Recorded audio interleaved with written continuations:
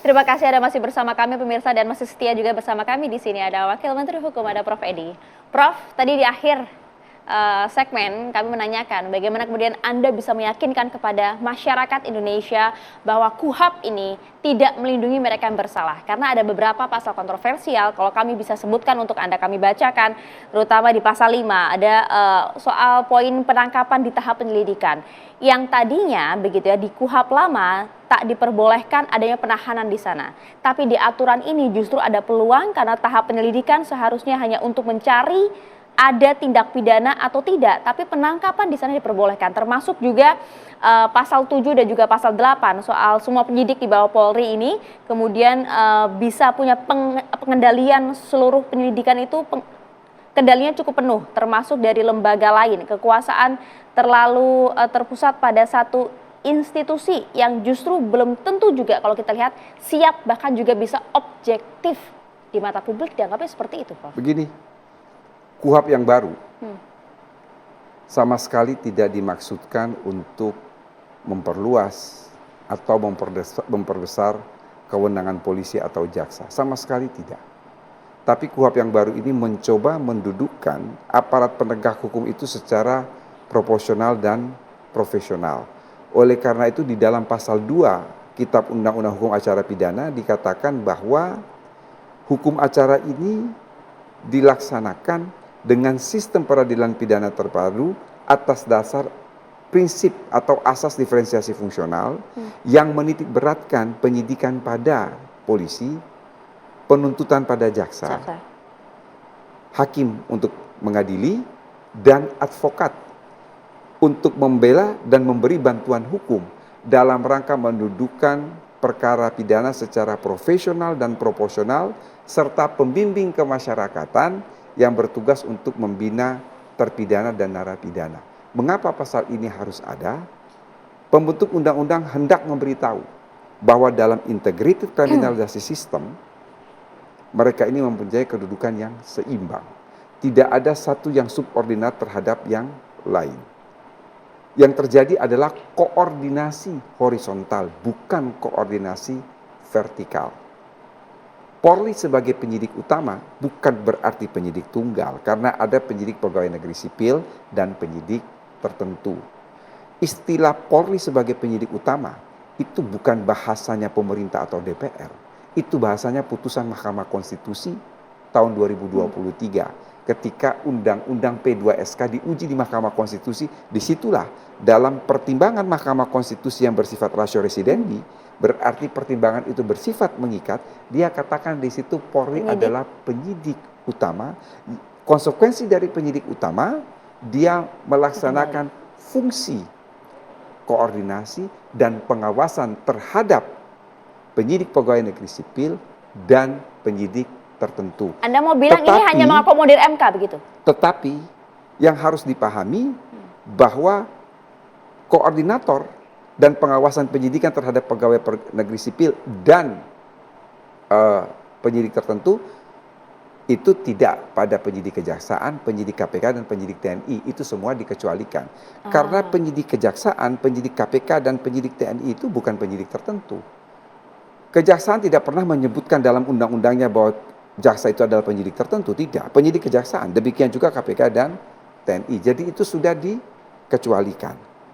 Saya ingin mengatakan bahwa Polri sebagai koordinator dan pengawasan penyidik pegawai negeri sipil dan penyidik tertentu itu adalah kesamaan standar dalam sistem peradilan pidana.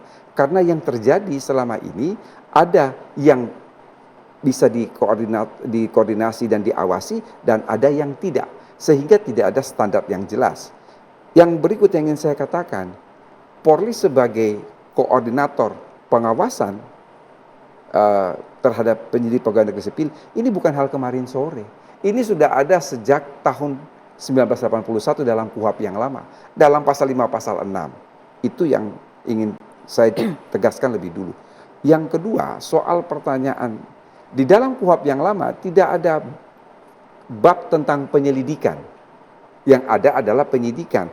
Padahal the first step dalam sistem peradilan pidana itu bukan investigation, bukan penyidikan, tetapi the first step dalam sistem peradilan pidana itu ada inquiry, penyelidikan.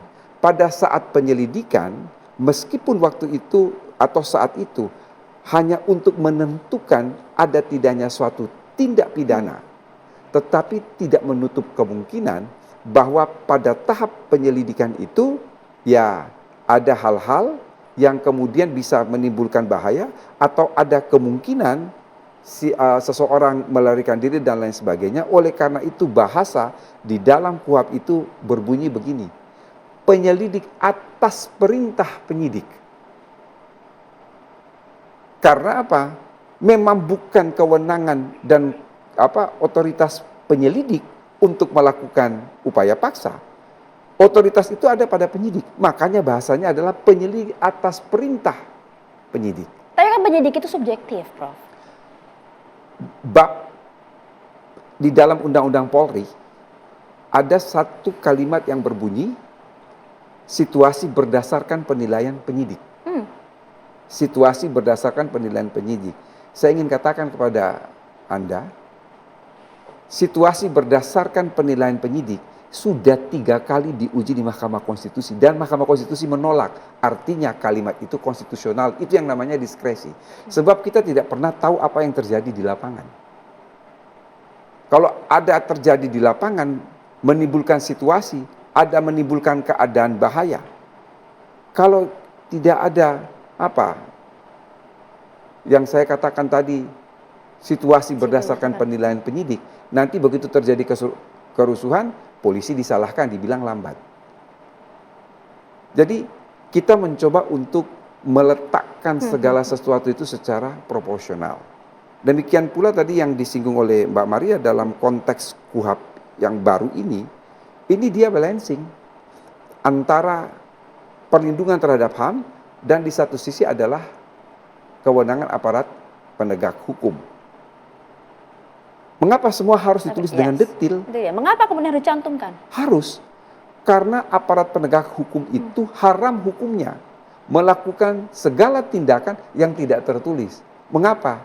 Sifat dan karakteristik hukum acara pidana itu adalah sifat keresmian. Sesuatu berdasarkan apa yang ditulis, sesuatu berdasarkan apa yang jelas ditulis, dan yang secara ketat diatur. Tetapi ini semua dikontrol. Karena ada perlindungan terhadap hak asasi manusia. Misalnya, ya, setiap orang dalam setiap tahap pemeriksaan, baik lidik, sidik, penuntutan, persidangan, dia didampingi oleh advokat. Ya selama ini itu sudah ada, Prof. Tapi kita tahu di lapangan. Anda keliru, tidak. Itu bukan sesuatu yang wajib ada di dalam KUHP yang lama. Nggak ada. Tetapi dalam KUHP yang baru, setiap orang itu didampingi oleh advokat, baik dari lidik, sidik, tuntut maupun sidang. Yang kedua, advokat berhak mengajukan keberatan.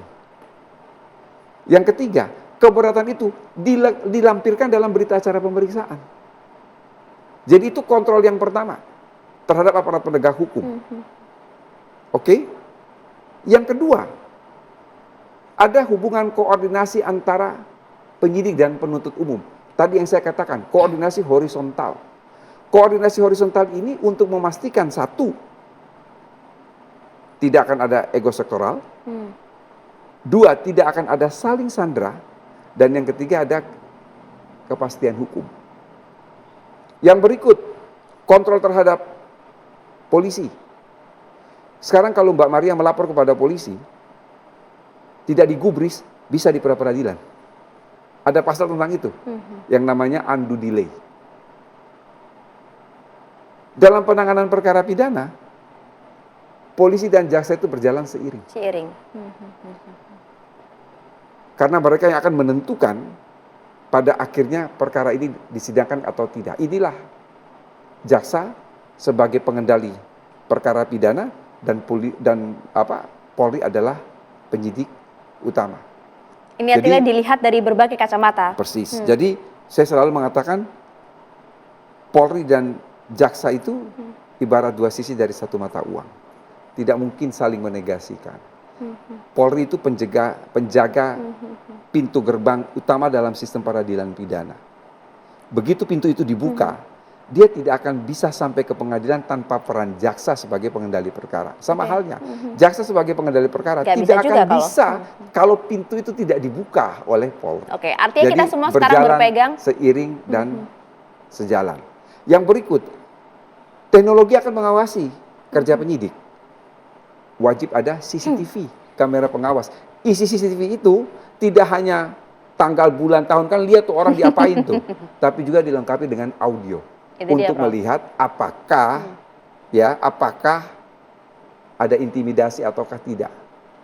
Jadi pengawasannya berlapis. Itu dia Pak Wamen, kita percaya betul bahwa pemerintah memberikan kontrol, pengawasan terhadap jangan sampai ada celah hukum di sana, tapi lagi-lagi kita berharap nanti di lapangan kontrol itu bisa berjalan secara maksimal. Karena masih banyak juga pasal-pasal yang harus kita bahas nih, Prof. Pasti akan secara maksimal. Terkadang kan orang tanya begini, ini gimana nanti